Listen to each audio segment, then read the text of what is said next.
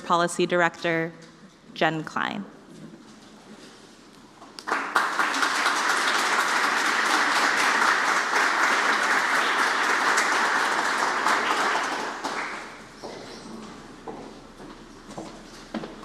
Good morning, everyone. So good to see you all.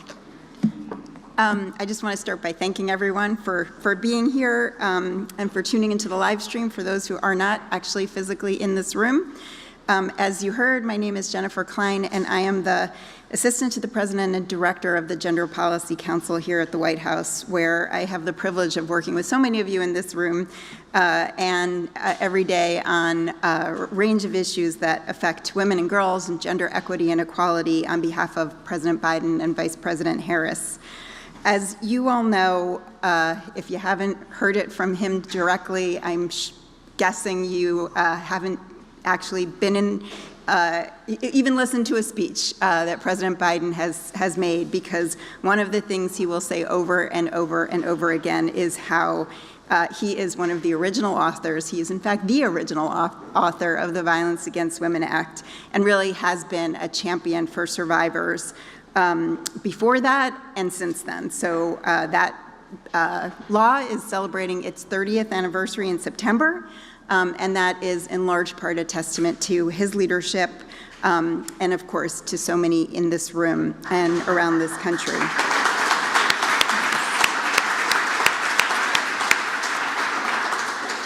And today, and that's just the tip of the iceberg of the things that this administration is doing, some of which you will hear about today.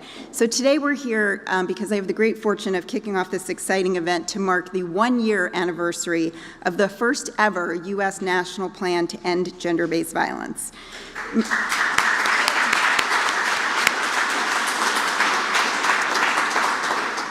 Before we turn it over to our agency colleagues to share some exciting updates, I want to acknowledge the many leaders, both in this room with us and online, who brought this movement to where it is today. I can't name each of you who have played a critical role, but you have been leaders who have championed efforts to address gender-based violence for years. I'm going to say decades in some cases.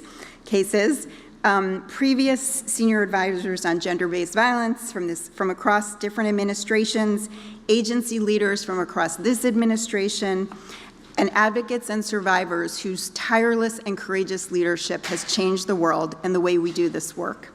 We would not be here today celebrating the first ever national plan and a comprehensive whole-of-government approach to ending gender-based violence without each of you. And we could not be more grateful to mark this moment not only with you, but with continued action to address gender-based violence. Today, you will hear updates from agencies on new policies and actions they have recently taken to implement the national plan. We're also releasing the final report and blueprint of the White House Task Force to address online harassment and abuse, which, as you will hear more about shortly, summarizes historic actions that the administration has taken to address online harassment and abuse. And of course, even as we mark these achievements, we know that so much work remains to be done to respond to the needs of survivors, to serve communities that have been, particularly those that have been left behind, to increase accountability, and ultimately to prevent gender-based violence from happening in the first place. So as the administration continues to implement the national plan, we pledge first and foremost to keep survivors at the heart of everything we do, as we have since the very beginning. And we look forward to continuing to partner with leaders in this room and all across the country. Thanks so much for being here today. And with that, I'm going to pass it over to my fearless colleague, Senior Advisor for Gender-Based Violence, Catherine Powell.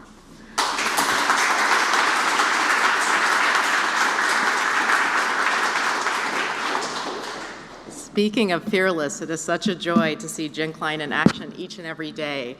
Thank you, Jen, and thanks to all of you in marking this 1-year anniversary of the first ever U.S. national plan to end gender-based violence. We're celebrating the work and accomplishments of so many of you in this room. The national plan involves not only a whole-of-government approach, but a whole-of-society approach, and the importance of partnerships with those of you outside government, service providers, advocates, and survivors. including those of you addressing the experiences of so many at various intersections. Just yesterday, a colleague and I met with a survivor here in the People's House. Our door is always open because the experience of survivors grounds and centers our work. And as you'll soon hear from agency leaders, this administration is committed to preventing and addressing all forms of gender-based violence, whether in the home, at school, at work, in our communities, on and offline. I also want to emphasize that today's announcements are only part of the administration's broader, long-standing commitment to not only prevent and address, but to end gender-based violence.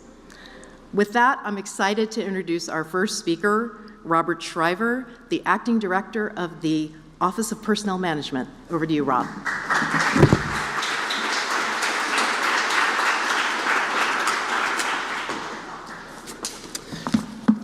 Good morning, everybody. Thanks to Catherine, thanks to Jen, my administration colleagues, and all of the advocates here and on the live stream. I'm OPM's Acting Director, Rob Shriver, and it's really just such an honor to be here with such a strong group of leaders from inside and outside of government. You don't need me to tell you that gender-based violence impacts 2 in 5 women and 1/4 of all men in their lifetimes. The Biden-Harris administration understands the critical role that an employer can play protecting victims from harm. That's why the National Plan to End Gender-Based Violence includes a focus on workplace policies. And we are committed to policies that protect our teammates from harm, help survivors rebuild, and even save lives. OPM is really proud to contribute to this work. We're the agency that's focused first and foremost on our civil service, 2.3 million strong, the largest employer in the country. And as the HR agency for the federal government, we know that the policy changes that we pursue, they really add up. They add up not only for the 2.3 million federal employees and their family members, but if we can be a model employer in the government, we can help drive change across all employers, and that's what we strive to do. Now, there are a lot of different leave policies that apply to federal employees: sick leave, personal leave, parental leave, family and medical leave, leave banks, leave donation, leave without pay, and more. It can be complicated, and there's still gaps there that we need to fill.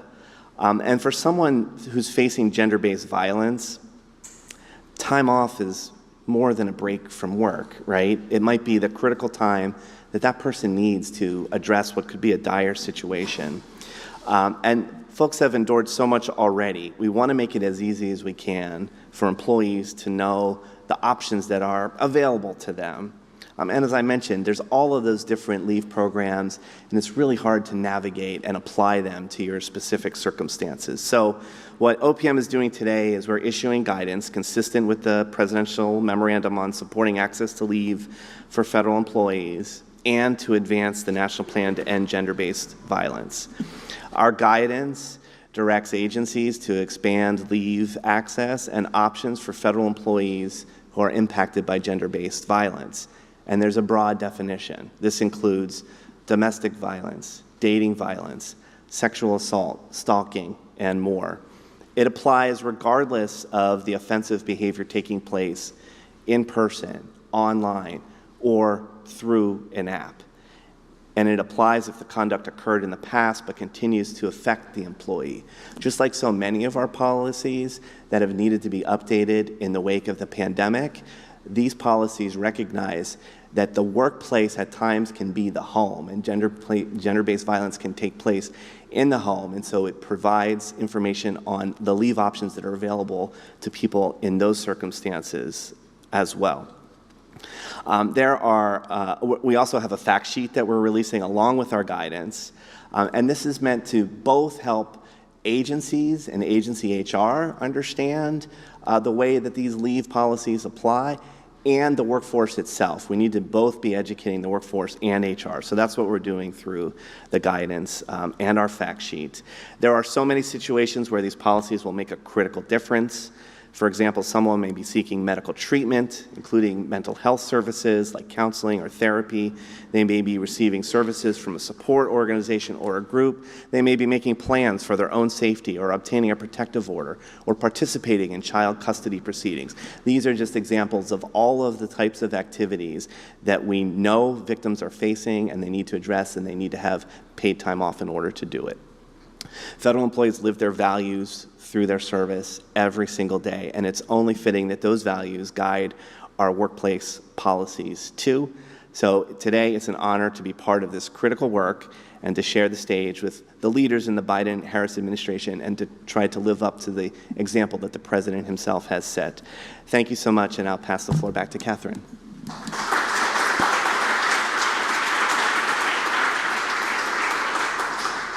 Thank you, Rob, for helping the federal government lead by example. Next, we're going to hear from the chair of the EEOC, Charlotte Burrows.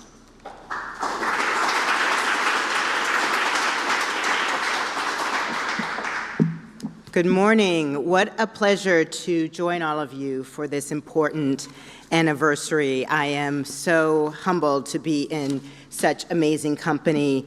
And I wanted to say first thank you to the President for his leadership on this issue, and also to, of course, Director Klein, to Catherine Powell, for your wonderful work, and the entire team at GPC. Everyone deserves safety, dignity, and respect in the workplace.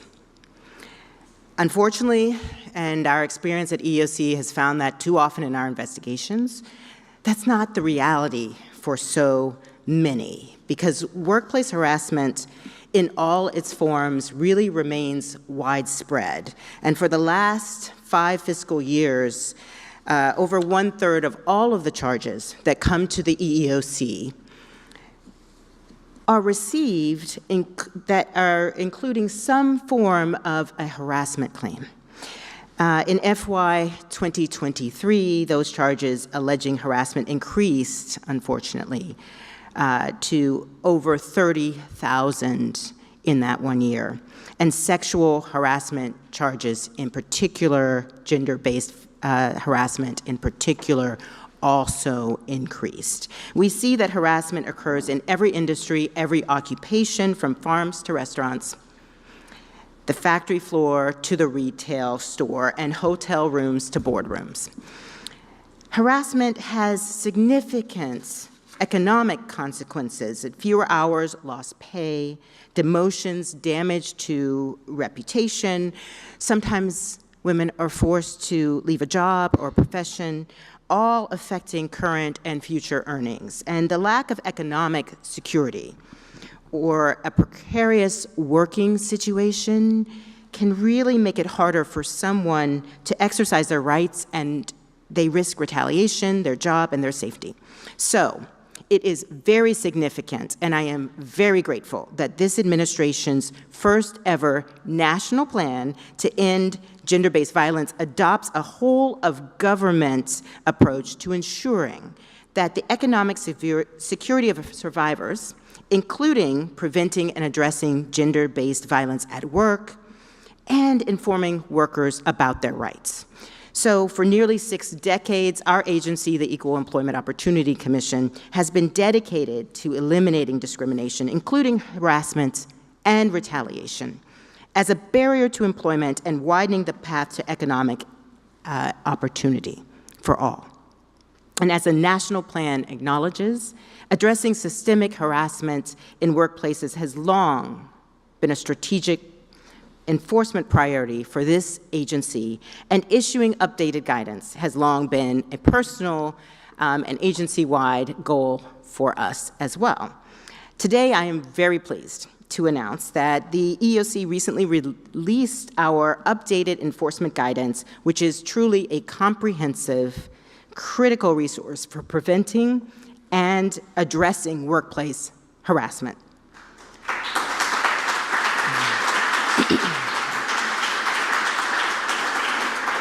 And so many of you provided comments and insights and support along the way as we created it. That guidance will, I believe, truly help prevent harassment, advance equal opportunity, and enhance safety for employees on the job. It really provides workers with important information about the right to work free from harassment and informs employers exactly what they're supposed to do, their responsibilities under the law.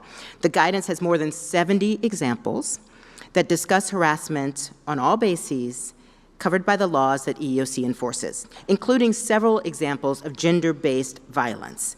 And the guidance discusses legal standards and addresses really emerging and cutting-edge issues, including harassment involving virtual work environments. But it's not enough to wait for workers to file some charges. While we continue to have really robust enforcement, we are committed to that, we can't sue our way out of this problem. And I know you know that. That's why the guidance also focuses on prevention, to help employers create respectful and fair workplaces where no one will be subjected to unlawful harassment based on a protected characteristic.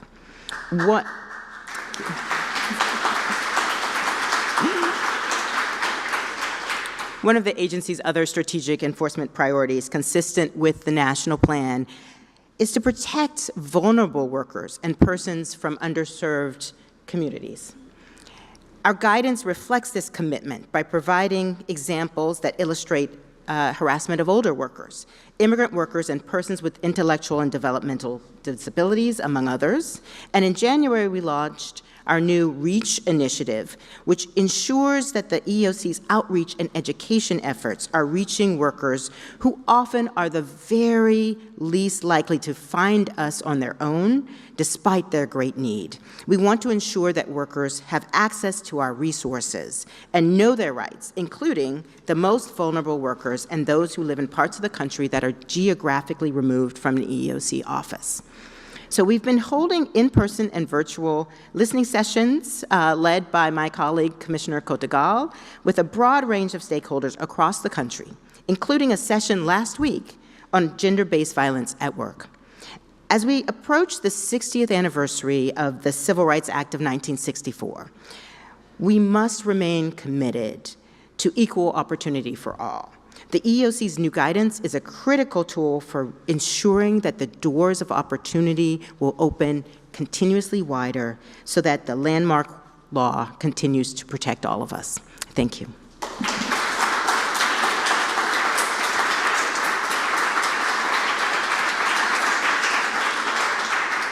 Thank you so much, Chair Burrows. We next hear from FCC Chairwoman Jessica Rosenworcel.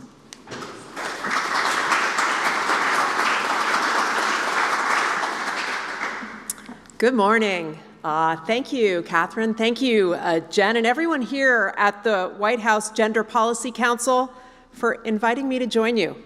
More importantly, thank you for developing the first ever national plan to end gender-based violence, and congratulations on a year of progress. Now, at first blush, it may not be clear what the Federal Communications Commission is doing at an event about gender, but we're going to start with this. I'm the first woman in our nation's history to be confirmed to run the FCC.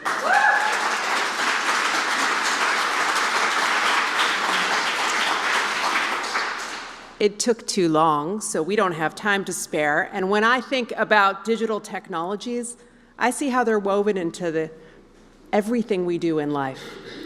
And it really becomes clear that thinking about digital technologies is part of how we are going to solve this challenge. So let me explain how the FCC comes into this. Before announcing the national plan back in 2022, the President signed a law called the Safe Connections Act. Now, this law gave my agency new tools to address communications for survivors of domestic violence. And we've embraced this responsibility, and rightfully so, especially when you consider that 1 in 4 women in this country are survivors of domestic violence. Now, for anyone affected by domestic violence, a phone is a lifesaver. It makes it possible to reach out for help, and it's a gateway to building a new life away from harm. So the Commission took these new tools in the Safe Connections Act and we put them to use. We started with family plans. Now, most of us sign up for family plans because it is less costly and it's convenient. But for survivors, these can be a source of control. These plans allow an abusive partner to monitor calls and location. So we adopted rules to require carriers to swiftly and securely separate the phone lines of survivors from family plans. And along those same lines, we adopted rules to make sure that survivors can call domestic violence hotlines because we're removing those numbers from call and text logs. That means they can reach out without fear of discovery from their abusers. And because survivors often struggle financially when they start building new lives away from harm, we set up a way for them to get discounted phone service. And so all of this is real progress. But there's a new challenge that survivors are facing when it comes to connectivity, because it's not just our phones that can track where we go and what we do. The newest generation of cars is like smartphones on wheels.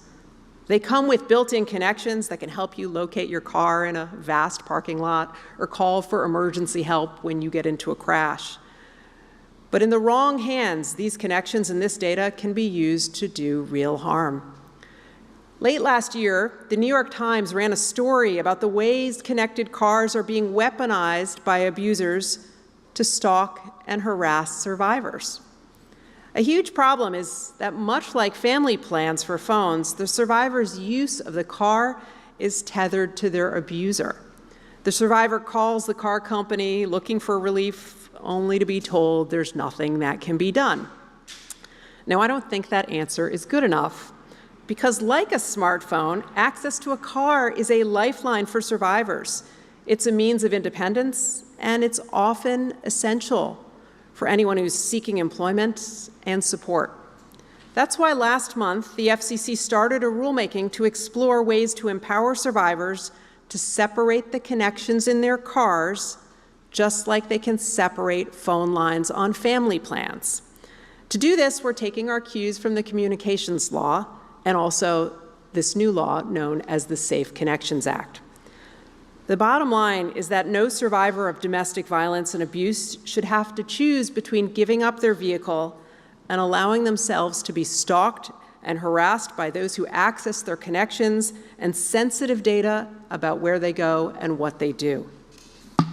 Instead, we can make sure these new forms of communications can help keep survivors safe.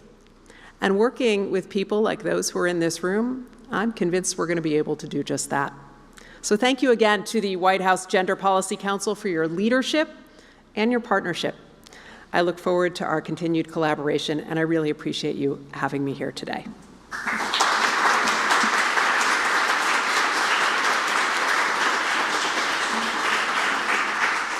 Thank you so much, Chairwoman. We will next hear from the very first Senior Advisor for Gender-Based Violence here at the White House, Lynn Rosenthal, who is currently the HHS Director of Sexual and Gender-Based Violence. Over to you, Lynn.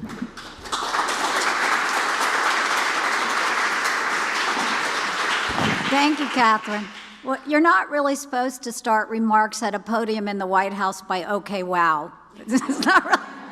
But when I walked in this room, that's what came to my mind. Because if you're like me, we're charging from thing to thing in our personal life and our work life, and we just go on to the next, and we don't always stop and pause to take in the significance. So when I walked in here this morning, I thought, okay, wow. So I'm honored to represent the Department of Health and Human Services work to implement the National Plan to End Gender-Based Violence. I want to, as always, thank President Biden for his unparalleled commitment to this issue and to the Gender Policy Council for bringing us all together. Jen Klein has led this miraculous effort along with Rosie for years, and then Catherine came to us, and Catherine's calm approach to moving us forward together has been stunning. So thank you, Catherine, for that. HHS fully embraces the public health approach to ending gender-based violence that is represented in the national plan. As health and human service leaders, we know that we have a unique responsibility to address the health and behavioral effects of gender-based violence and to prevent it from happening in the first place. And I passionately believe that if we can get this right here, we can prevent so many other challenges in health and behavioral health. So we at HHS took the whole of government approach to heart, and we implemented a whole of HHS effort. So on this first anniversary, I want to commend the HHS agencies and departments who've been so key in leading the implementation of this plan, and this includes CDC, NIH, HRSA, Office of Trafficking in Persons, ACF, SAMHSA, ACL, and many others. There is a quiz in just a minute. These agencies, but it's stunning, these agencies have been leading in the prevention, survivor well-being, and research pillars. Their achievements include building state-level infrastructure to prevent sexual violence, bringing public health departments, advocates, and providers together, improving the capacity of healthcare providers to address gender-based violence in HRSA's public health clinics, integrating survivor health and well-being into health and behavioral health programming, and expanding research, data, and evaluation efforts. A consistent theme across our deliverables is our commitment to health equity and to centering survivors and communities that have previously been marginalized. And everything I know about this, I learned from the people in this room, To that end, I want to share recent actions that we took to implement the national plan. On April 15th, the Administration for Community Living released a notice of funding opportunity to support new and existing elder shelter models. This notice of funding opportunity announces plans to award 2-year cooperative grants to support shelters in addressing the emergental and transitional housing needs and other wraparound services for older adults, including those with disabilities, those experiencing abuse, neglect, or exploitation all across the country. These are exciting models. So thank you, ACL. We are also alarmed, as we heard, by the high rates of sexual violence committed against people with intellectual and developmental disabilities. Women with IDDD face at least twice the rates of sexual violence as do non-disabled women, and men with cognitive and intellectual disabilities are also greatly affected. People with IDD also face greater barriers to safety and to justice. Bringing federal partners together to understand this issue and identify the solutions has been important and inspiring. I say that for those of us working on it, it's been a labor of love. We have worked with survivors with IDD to follow their lead in identifying solutions. So for Sexual Assault Awareness Month on April 30th, ACL, OASH, and ACF released a Dear Colleague with guidance to rape crisis centers, domestic violence programs serving people with disabilities, and a wide range of other federal grantees to better serve victim survivors with intellectual and developmental disabilities. We are continuing those efforts through a webinar training series that includes a training event for state developmental disabilities and mental health administrators and related federal agencies. Our aim is to improve the capacity to bring survivors justice and safety, but also with a focus on prevention. Prevention is possible. Prevention is possible. And finally, I want to highlight the Office of Family Violence Prevention and Services and Shondell Dawson's great leadership. She's here with us today. In the fall, OFIPS announced $7.5 million in FIPSA funding to support 35 cooperative agreements in the culturally specific domestic violence and sexual assault program. These new grantees provide trauma-informed, developmentally sensitive, culturally specific services for children, adults, and youth affected by domestic violence and sexual assault. I had the privilege last year of attending a powerful convening of these grantees, many who were receiving federal funding for the first time, but who had been on the front lines for a very long time. The innovative services that they provide show us what can be done when programs are designed to meet community needs. So we look forward to continuing our work with all of you to respond to, but importantly, to prevent gender-based violence. This year marks the 30th anniversary of the Violence Against Women Act and the 40th anniversary of the Family Violence Prevention and Services Act. So when I was reflecting on these milestones, when I was coming here and reflecting on these milestones, I remember what President Biden has always said, as Senator Biden, as Vice President Biden, as President Biden, what lovely words. He has said, this legislation, and speaking of VAWA, he has said this legislation will continue to evolve as we learn more about how survivors, how families, how communities experience these various forms of violence. I believe that this groundbreaking national plan will also follow a similar journey. Thanks to all of you. Thank you.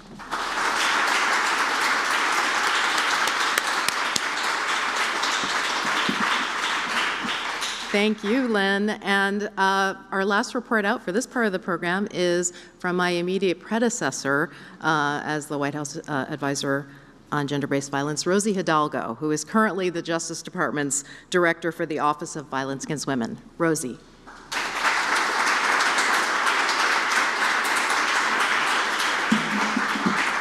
Thank you so much. And Lynn, I'm going to also imitate your, oh, wow. It is phenomenal to be here today and to see the impact of the collective action over decades, but also the collective action in shaping our first ever U.S. national plan to end gender-based violence, and be here to mark the continued progress. And I want to thank Jen Klein for her tremendous leadership and vision, Catherine for the amazing work that you're doing, moving us all forward, Carrie Bettinger-Lopez, who also was a White House advisor on violence against women, is with us here today too. There you are. And all of us, as we have continued together to move and mark our nation's commitment to preventing and addressing gender-based violence. And as you all know, OVW is tasked with implementing the Violence Against Women Act. And as we've all noted, just such tremendous, significant bipartisan legislation that framed our nation's commitment, and with the leadership of then Senator Biden, but also reflecting tremendous grassroots advocacy, the voices and leadership of survivors, and that collective action that it took to pass the very first VAWA. And then to your point, Lynn, each VAWA reauthorization, it has in fact evolved and continued to say, what are we doing well that we can scale up? Where there's still gaps and barriers? How do we grow our collective efforts to address what are really significant, comprehensive solutions that are necessary? So as we're marking now VAWA 30th and just taking that time to reflect, I think we can all acknowledge that a lot of progress has been made, but the U.S. national plan also reflects that we have a lot further to go.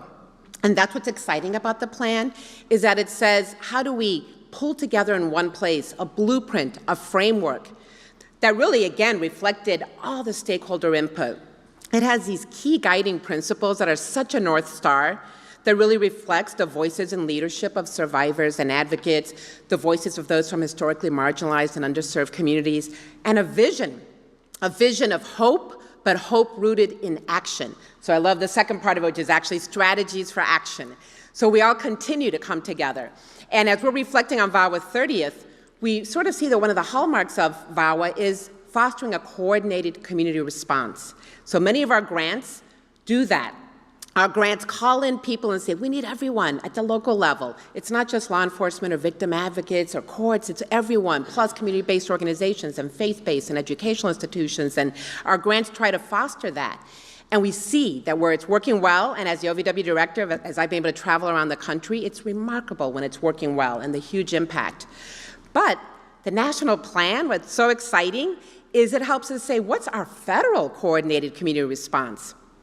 It takes all of us. It's not just Department of Justice, as we've heard today. It's HHS and EEOC and OPM and the FCC and many other agencies. There were more than 15 agencies that helped launch it, many others.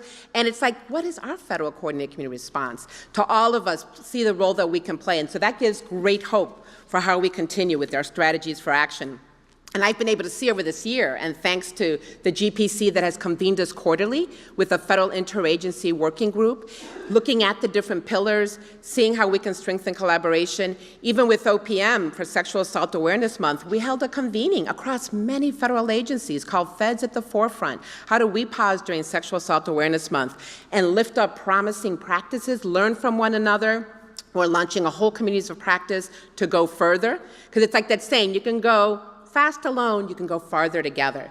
So this plan has helped us strengthen that collaboration. Even within DOJ, we came together, OVW with Access to Justice and the EOUSAs, to put out new information on a provision of VAWA that now is a federal civil cause of action on the non-consensual distribution of intimate images. So I know we're going to talk about that later today, but that was an exciting provision in VAWA, and across DOJ, we're collaborating to be able to launch that. And we'll send folks the link to that new reference brochure that's now, we have over 3,000 versions of it that we're now sending across the country to all EOUSA's office so they can help get the word out in their communities. And so as we're continuing to strengthen that collaboration interagency, I also want to just quickly highlight a few key things at OVW, because VAWA's reauthorization in 2022 also reflected tremendous grassroots advocacy, collective action to expand and add new provisions in VAWA that very much are reflected in these goals of the national plan itself. And thanks to all of you and to the Biden-Harris administration, VAWA funding has increased 35% under this administration to $713 million. Yeah. And the president came in and put a bold vision. He said in his first budget, remember that, Lynn, as we all were looking at it, it's like $1 billion. We're all like, for VAWA. Before it was like nickel and diming it. It's like, that's right, we need a vision for how we scale up, because we're seeing really good promising practices. We need to scale that up. But again, even the VAWA money won't be enough. It takes all of us in all sectors, and not just whole of government, but whole of society. But real quickly, 3 examples. We just launched now in 24, a few weeks ago, a new grant program for law enforcement. And it's called the Demonstration Program on Improving the Law Enforcement Response to Domestic Violence, Dating Violence, Sexual Assault, and Stalking. And it's known as the Abby Honnold Program. So we honor Abby Honnold, a survivor of a horrific rape on a college campus in Minnesota, who, through her own experience, sadly, experienced re-traumatization trying to navigate the criminal justice system. But like so much of this work where we've made advancements is survivors coming together to say, this is what I experienced, we can and need to do better. So the Abby Honnold program is in VAWA 22. We have rolled out new grants, solicitations for law enforcement to really center survivor-centered trauma-informed approaches, centering also implementing our DOJ guidance on improving the law enforcement response by identifying and preventing gender bias in policing, 8 key principles that in the training with law enforcement, building out curriculums, and we're funding national TA to evaluate it so that then we can share out the tools, the assessments, the curriculum. So we're all committed to making sure that any survivor seeking law enforcement response or the criminal justice system, criminal justice or civil justice system gets the respect, the support, the holistic response that they need that's survivor-centered and trauma-informed. But we also heard that survivors want a range of options. And we do. We need multiple options, multiple pathways to safety, to justice, to healing, to well-being. And so one of the innovative things in this VAWA 22 was, for the first time ever, and it's a historic, Restorative Practices Pilot Program. So I'm here to say to you that just 3 days ago, we have launched for the first time ever a solicitation, $23 million to fund restorative practice pilot programs across the country.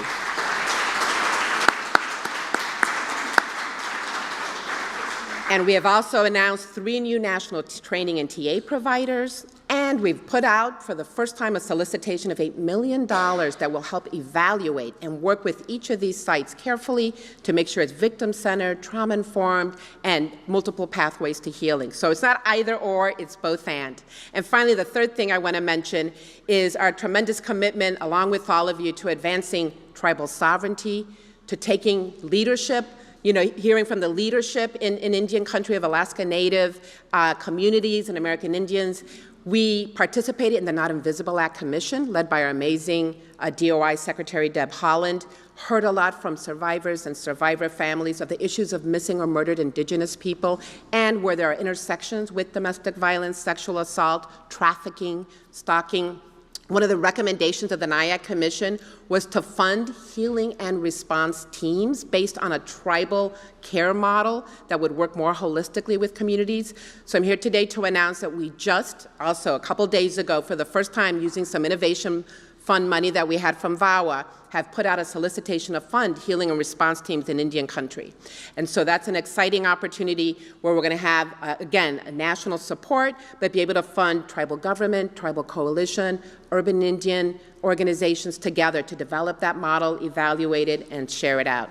So again, a lot of this, there's a lot more, and today we are putting up on OVW's website I think a 9-page fact sheet that our team has worked so hard on, highlighting many other new things over this past year since the national plan. None of this would happen without all of you, without centering the leadership of survivors, and without our vision together, collectively, those here, those online, and those everywhere. And again, even the global context, as we join our national plan with global national plans to continue learning from one another with a vision for hope and for action. So thank you.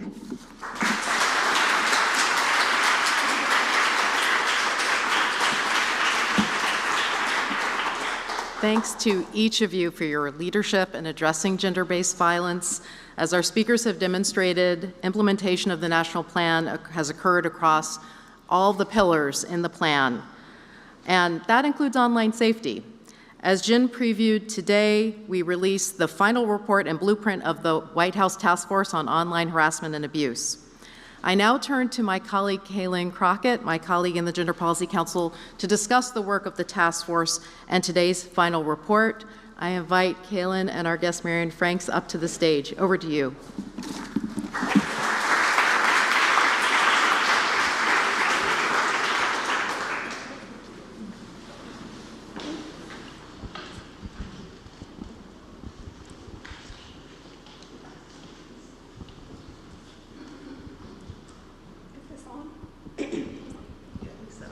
Okay, perfect. Thank you so much, Catherine. As Catherine noted, today we are delighted to announce the publication of the final report and blueprint of the White House Task Force to address online harassment and abuse. The President promised that he would launch this task force on the campaign trail, and releasing the report today is fulfilling that promise. The President recognized that as technologies advance and evolve, so too must our approach to addressing gender-based violence. And so to tackle this scourge, in June 2022, President Biden issued a presidential memorandum to establish the task force to address online harassment and abuse, charging federal departments and agencies to take bold new actions to enhance prevention, support survivors, promote accountability, and enhance research and data collection on technology-facilitated gender-based violence. While I hope everyone here has the chance to read the report in full, I want to share a few highlights. Today's report and blueprint outlines more than 100 actions across a dozen federal departments and agencies, including enhanced protections for students, new programs to equip children and youth-serving community-based organizations to promote online safety and prevent and address online harassment and abuse, and new funding for specialized services for survivors of technology-facilitated gender-based violence, and in particular, the first 24/7 national helpline for image-based abuse, which I'm excited to talk about in just a few minutes. Altogether, these efforts represent an unprecedented investment from any administration dedicated to addressing this specific form of gender-based violence. And of course, none of this progress would have been possible without the trust, time, and generosity of the hundreds of stakeholders who met with the task force during the course of its work. We are especially grateful for the testimonies of survivors whose stories always reminded us of the urgency of comprehensively tackling this often invisible form of gender-based violence. I also want to thank the many colleagues across federal agencies who are with us in the room today and online for their vision and contributions to the blueprint. And I want to especially thank GPC Director Jennifer Klein for her stalwart belief in this work, and to Rosie Hidalgo, who steered the work of the task force prior to her role at the Justice Department, where she continues, as we heard, to be a champion for all forms of gender-based violence. And so with that, I am delighted to move to a discussion with Dr. Marianne Franks, President and Legislative and Tech Policy Director of the Cyber Civil Rights Initiative, and a professor on tech and privacy issues at George Washington University Law School.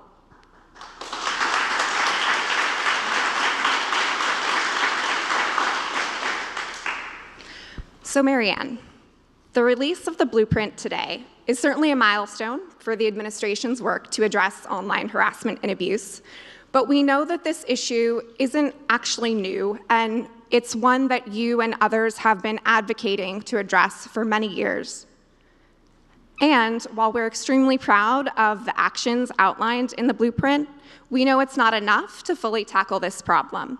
Others have referred to the national plan as whole of government, but also whole of society, and that rings true for the vision of this blueprint. Can you tell us a bit about the progress that you've seen in the fight to end technology-facilitated gender-based violence over the course of your career in the past several years? And since the early days of the Cyber Civil Rights Initiative, what is most urgent to do now at this point? And throwing in there, how has the rapid advancement of generative artificial intelligence, the rise of deepfake, non-consensual intimate images, and child sexual abuse material also impacted this work and underscored its urgency?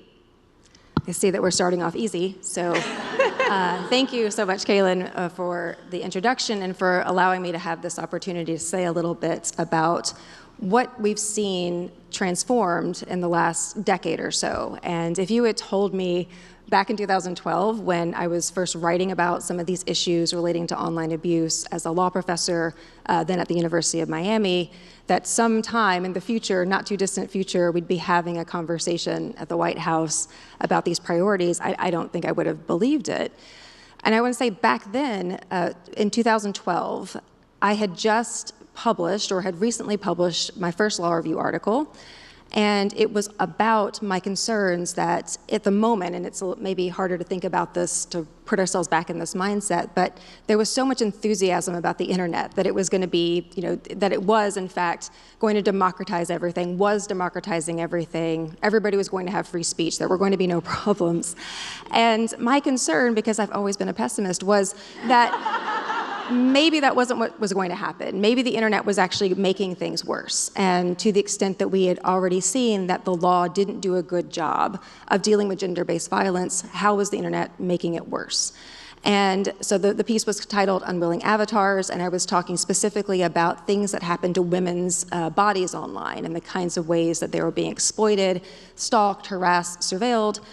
And in 2012, I got an email from someone I didn't know, and her name was Holly Jacobs, and the email said, I read your law review article, and so I first stopped and I thought, someone read my article, that wasn't my mother, this is really exciting. But then it was a really sobering email, because what she was telling me was, you mentioned something in your article, something called revenge porn, and that was what we, sort of the term that was used back then. And this is the experience that someone has if they have intimate images themselves, either nude or engaging in sexual activity, that they have maybe shared with someone or maybe shared with no one, but someone has decided to distribute it against their will. She said, this happened to me. This has happened to me and it's ruined my life. And I would like to talk with you. I am also in Miami, can we meet? And we met. And I will never forget that the way that Holly walked into my office with this giant 3-ring binder. And in that binder, she had every incident of where these pictures had been sent to her family members, her current partner, to her students. She was a graduate student at the time and she was teaching classes, to her employer. All the places where she had been stalked, where people were sending her threatening messages, sexually harassing messages, saying, I'm going to find you, people impersonating her online, page after page after page. And what it really just demonstrated for me was all the things that I had written about in a theoretical way, that when someone is the target of this kind of abuse, it affects every aspect of their lives, their intimate relationships, their families, their educational opportunities, their professional opportunities, everything. And what it does for so many people in that situation, and what she was describing, was the sense of being silenced, that you shut everything down, shut down your social media accounts, withdraw from your classes, stop engaging in public speaking, disappear, because everyone's looking at you without consent, you just want to disappear. But at the moment that she was in my office, she said, that was where I was. Where I am now is I'm angry. I'm angry and I don't want to be silent and I don't want to disappear. I have a vision. I have a vision that we could create an organization that is going to call for changes. And it's going to call for changes everywhere we need them, whether that's social media having to change, whether that's society having to change, or whether, and this is where I come in, at least according to Holly, whether the law has to change. Because she said, everyone that I talk to about this, lawyers, law enforcement, whoever I've spoken to says, what happened to you wasn't a crime. It's not against the law what this person did to you. And she looked at me and she said, if it's not against the law, then the law should change, and I need you to help me change it.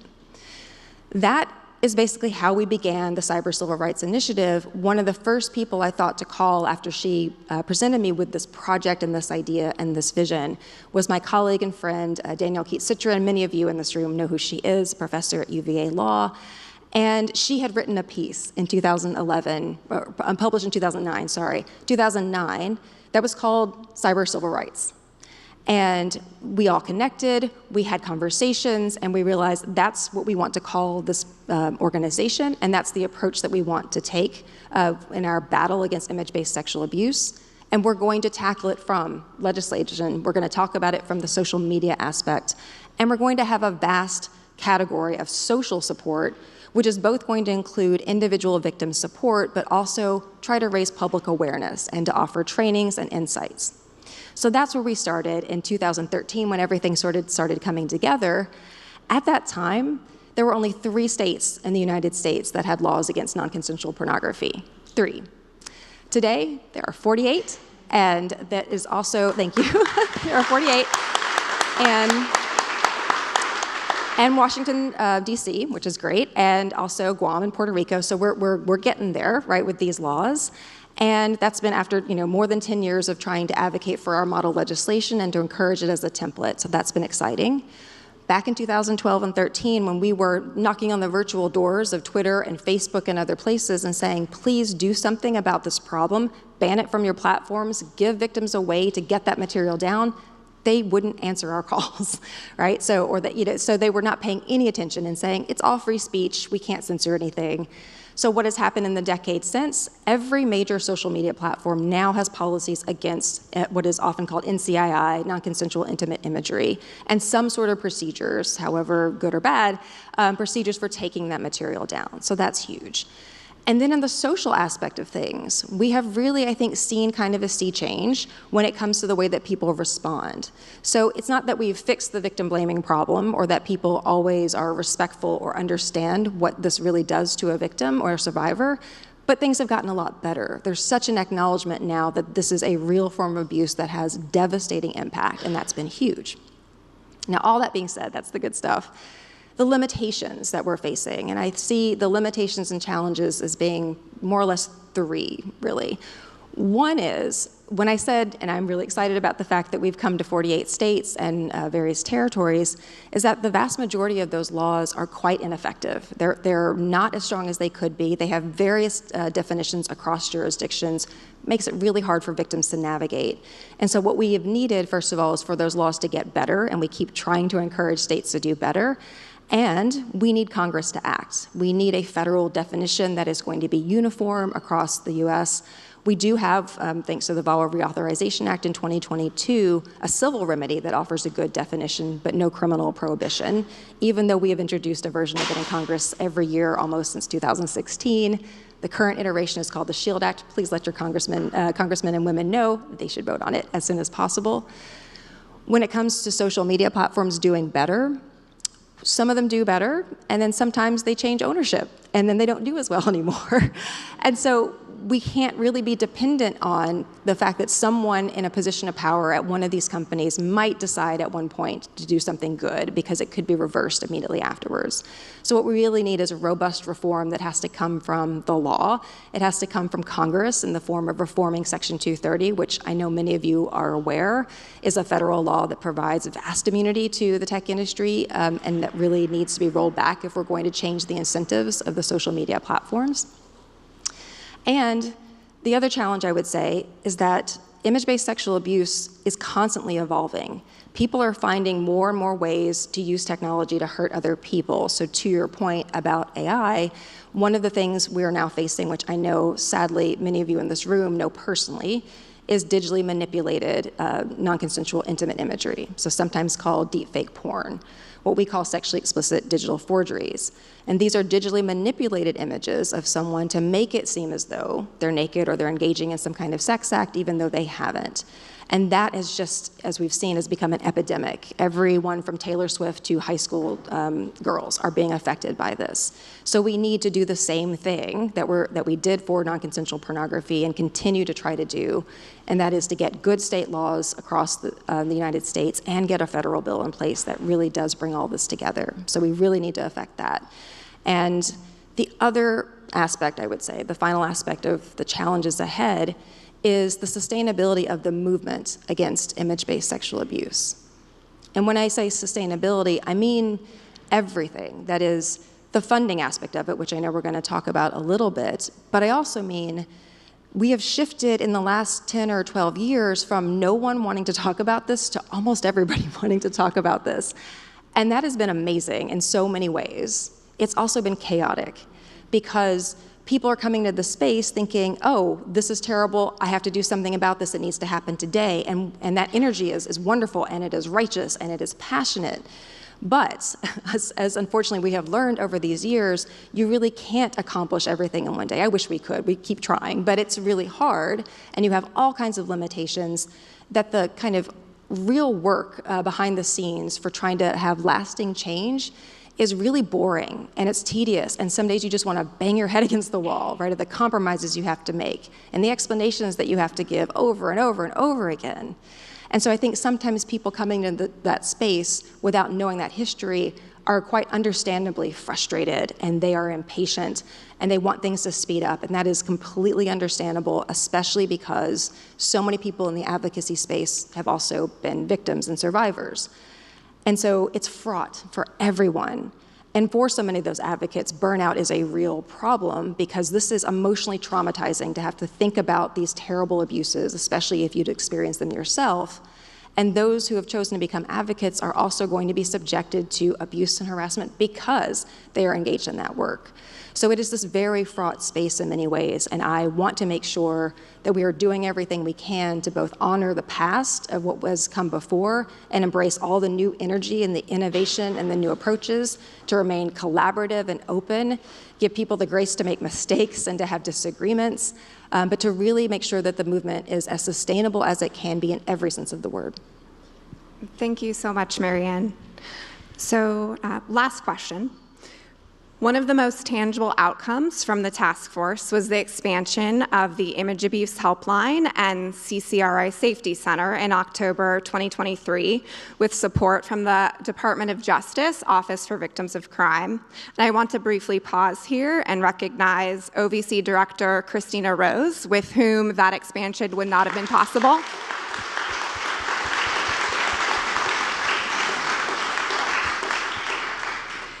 CCRI had been operating a helpline for survivors of image-based sexual abuse before the DOJ grant, but can you share how this funding will enable CCRI to scale your services? And can you tell us some of the common experiences that you've seen from survivors who reach out to the helpline? Yes, so one of the aspects of Holly's vision that was so important was this idea of a helpline for survivors, 24 hours. And for the decade or so that we've been doing this before we got this incredible grant, we were we have been almost entirely a volunteer organization. So we have one paid staff member who is our extraordinary executive director, and everybody else is volunteers. Everybody on our board, all of our advisory board, now Carrie Goldberg is in the audience, she's on our advisory board. These are busy people, and they're giving their time for free to work on this issue, but that's really hard when you just have volunteers and one staff person. What this grant allows us to do is to hire staff, first of all, which is exciting. We've never really been able to do that before. But even when we had that kind of shoestring budget before, we had managed to serve about 20,000 callers in about 6 years before we got this grant. But what this grant means is that we're going to be able to serve that same number in half the amount of time. So it's going to double our capacity. 21,700 or so callers is our goal for the next 3 years as opposed to 6 years. And that's hugely important for us because we're just seeing the demand for our services just increase and increase. So to your question about the kinds of experiences that survivors are discussing with us when they contact us, as you might imagine, it's severe emotional distress is across the board. We also see a lot of social isolation, people who have been rejected or criticized by their family members or their current partners, by their employers. We have seen people get kicked out of school because they've been victimized in this way. We've seen people lose their jobs over this. People have to pick up and move because the harassment gets so bad. The financial impact of trying to hire security in some cases. The never-ending effort to try to get images taken down from the internet, when the internet never lets you, never actually forgets anything, right? You take it down from one site, it pops up on 500 other sites. And that space that is created for sometimes well-intentioned and sometimes not well-intentioned reputation services to assist people in getting their material taken down, that is first of all, can be very costly and sometimes is really doing more harm than good if the people behind those services are not legitimate or they're not particularly good at what they do. And then all the challenges of trying to find lawyers. First of all, financial. Do you have enough money to get a lawyer? Will you find a lawyer who can do this kind of work and is really good at this kind of work when it's so cutting edge and evolving? And if you're facing a question of trying to go to law enforcement, how are you going to be treated? Sometimes law enforcement's amazing, understanding, very empathetic, and sometimes it is the worst thing that can happen to a survivor is to be blamed by the police that she's going to for help, and that's happened in many situations. So we're seeing all of those kinds of effects happen, and what we're so excited about with this grant, this 3-year landmark grant, is that we're going to be able to expand our existing helpline services in this way, and we're also going to be able to extend our programming right now that we're doing to raise consciousness and awareness about the various forms of image-based sexual abuse and the way that they evolve, include things like our online safety center and other resources that people can use, and also be able to translate our materials into languages other than English, because we want to be able to serve communities whose first language might not be English. So the grant is going to allow us to do all those things, and I'm tremendously excited about all of that. Well, thank you so much, Marianne, for your time, vision, and advocacy, and incredibly grateful for the work behind the Image-Based Abuse Helpline, and for all of the work that everyone has put in to make this blueprint and the items contained within it a reality. With that, I'm going to... Can I just say one thing before? I know, I'm sure. just, because this, and I'm so sorry that I have the mic and so I'm going to use it. But I just wanted to say one last thing about the impact that I think those of us who've been working in this space for so long, what we feel when we see this blueprint and this work that you have done. And it has seemed for many of us in this field who've been trying to say gender-based violence is a matter of privacy, it's a matter of freedom of expression, it is a matter of democracy, and we have felt like we've been shouting in the void. That, when we're trying to raise this issue of the history of dismissal of the harms done to women and girls and trying to say the law has never paid enough attention to these kinds of harms. And when people try to do something to try to affect these harms and these issues, we're told, oh, you're being a censor, you're trying to take away free speech. And having to listen to that response of, well, revenge porn is free speech and deepfakes are free speech, and trying to say, no, you don't understand that online abuse silences women. It silences women and girls. It violates their privacy. No one is free if women and girls are not free. What I mean to say is that having the administration take this kind of approach, this all-of-government approach, and have so many agencies here involved in this process, reinforcing those insights, staking a claim to say women and girls' privacy and freedom of expression matters just as much as anybody else's, it is so meaningful, so significant. So thank you to everyone who's been part of that, and specifically to you, Kaylin. Thank you.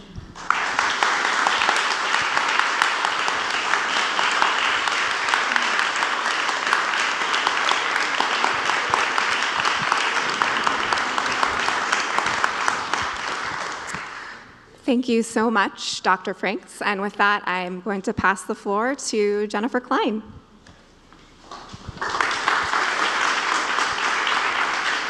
Thank you.